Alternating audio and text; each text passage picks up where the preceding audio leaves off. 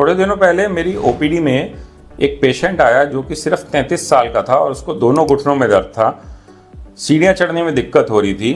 तो उसका मेरे से पहला सवाल ये था कि डॉक्टर, क्या मैं टाइम से पहले बूढ़ा हो रहा हूँ?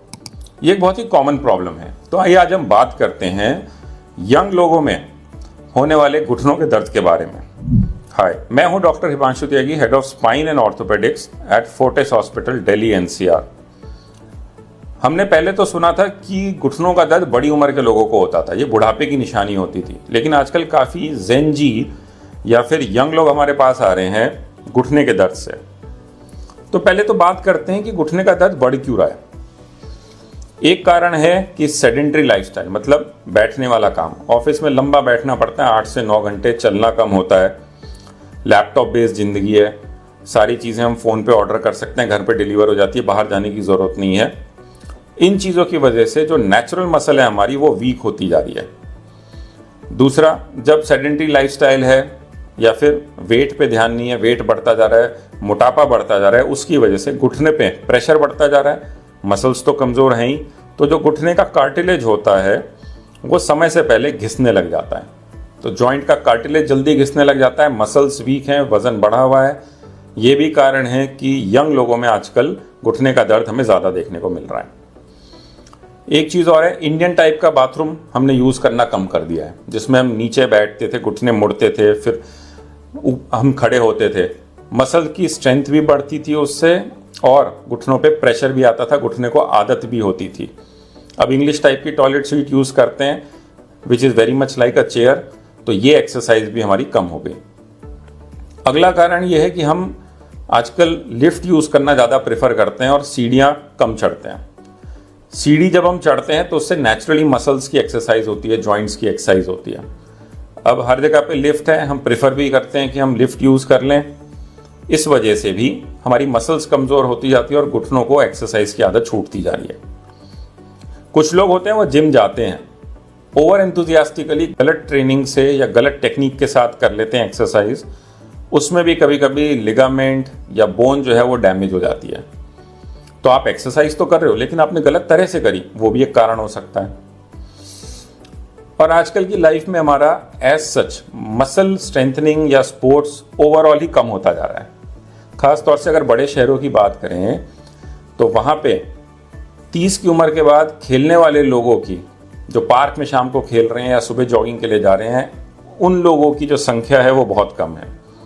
तो ओवरऑल फिटनेस पे ध्यान जो कम होता जा रहा है, वज़न बढ़ता जा रहा है, लिफ्ट का यूज़ ज़्यादा कर रहे हैं, जंक फूड ज़्यादा खा रहे हैं, मोटे ज़्यादा हो रहे हैं, इन सारी चीज़ों की वजह से हमारे घुटने वक्त से पहले ख़राब हो रहे हैं। इसमें एक कारण ये भी है कि अगर आपका लॉन्ग सिटिंग तो है लेकिन पोस्चर भी बैड है। जैसे अगर आप ऐसी कुर्सी यूज़ कर रहे हो जो ऑफिस चेयर नहीं है, जिसमें आपके घुटने वेल सपोर्टेड नहीं है, तो भी दिक्कत है। अगर आपको घर पे घुटने मोड़ के आप सोफे पे काम कर रहे हो, वर्क फ्रॉम होम है, और घंटों घंटों आप ऐसे काम कर रहे हो, तो भी ये दिक्कत है कि आपको घुटने का दर्द समय से पहले आ जाएगा। इसके सिवा vitamin D deficiency, calcium deficiency या प्रोटीन इंटेक हम लोगों का बहुत कम है।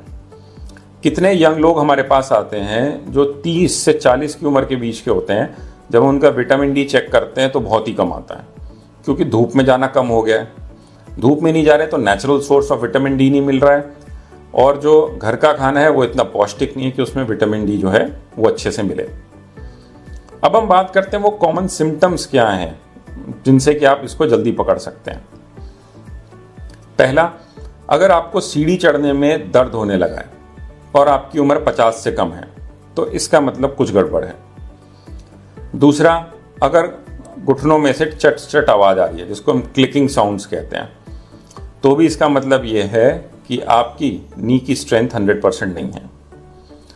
किसी किसी को घुटने के पास में स्वेलिंग भी होने लगती है कि थोड़ा सा कहीं चल लिए, मॉल में भी चले गए, मॉल में एक चक्कर लगाए और फिर लगता है घुटने में सूजन आ गई, तो भी आप मान के चलिए कि चीज़ें सही नहीं है। अगर आपको कभी नीचे बैठ के कोई सामान निकालना है किचन में या घर में अपने, आप नीचे बैठे, उम्र कम है, खड़े होने के लिए आपको लगता है अरे घुटने में बहुत दर्द हो गया, तो भी आपको ये समझ जाना चाहिए कि घुटने में कुछ दिक्कत है, क्योंकि 50 साल से पहले नीचे बैठना, खड़े होना, सीढ़ी चढ़ना, इन सब में दर्द नहीं होना चाहिए। दूसरा, अगर आपको लगता है कि आपका घुटना स्टेबल ही नहीं है, कुछ इंस्टेबिलिटी है, अगर आपको लगता है आपकी थाई बोन और लेग बोन के बीच में कोऑर्डिनेशन नहीं है, इंस्टेबिलिटी है, तो भी आपको अपने डॉक्टर को मिलना चाहिए। और काफ़ी बार तो ऐसा होता है, आजकल यंग पेशेंट्स हमारे पास आ रहे हैं और कहते हैं हम पलौती मार के नहीं बैठ सकते, घुटने में दर्द, स्टिफनेस होने लगती है। तो ये भी एक इंडिकेशन है कि आपके घुटने में कुछ चीज़ सही नहीं है। अब अगर हम प्रिवेंशन की बात करें कि हम कैसे इनको प्रिवेंट कर सकते हैं, तो रेगुलर वॉकिंग, साइकिलिंग, स्विमिंग और स्ट्रेचिंग, ये चीज़ें, इनमें से आप जो चूज़ करना चाहें उनको चूज़ करिए, बट नियम से हफ्ते में 5 दिन और 30 मिनट आपको ये करना है।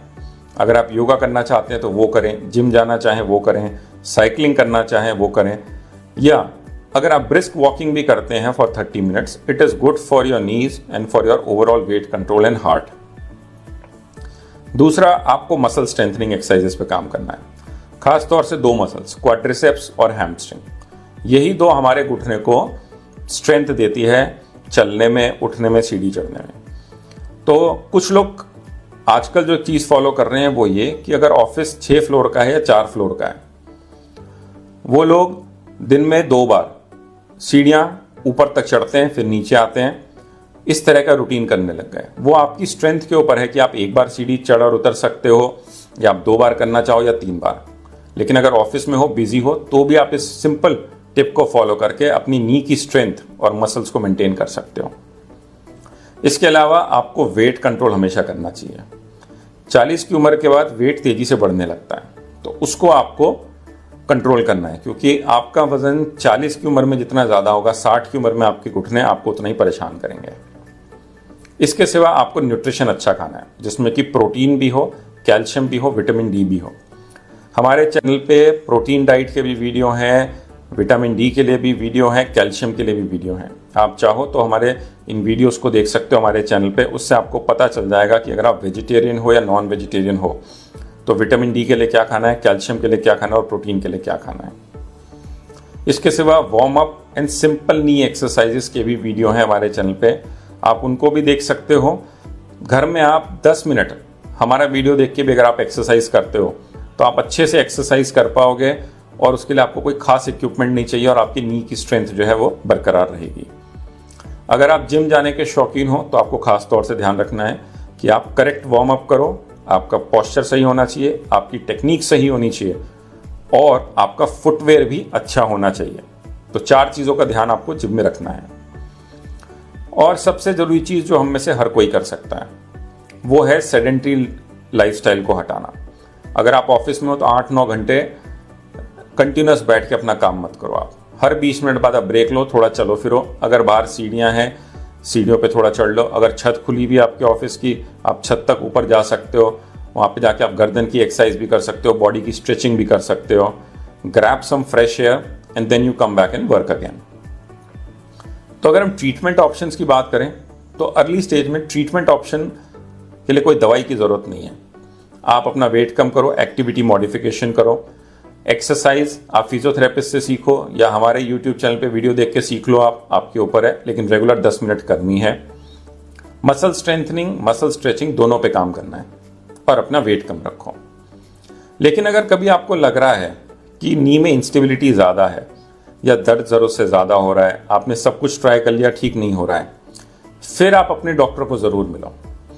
हो सकता है वो आपका एक्सरे करें या MRI करें, उस हिसाब से वो देखें कि क्या प्रॉब्लम आती है, क्या कार्टिलेज में डैमेज है या लिगामेंट में कोई डैमेज है, या मेनिस्कस जो कि गद्दी जैसी चीज़ होती है आपके नी के बीच में, उसमें डैमेज है। तो जो भी आता है उस हिसाब से फिर वो आपका ट्रीटमेंट करेंगे। आप एक चीज़ को बस ध्यान में रखिए कि स्ट्रॉन्ग नीज आपकी लाइफ में बहुत ज़रूरी हैं, नहीं तो 60 के बाद आपके घुटने आपको बहुत परेशान करते हैं। All the best.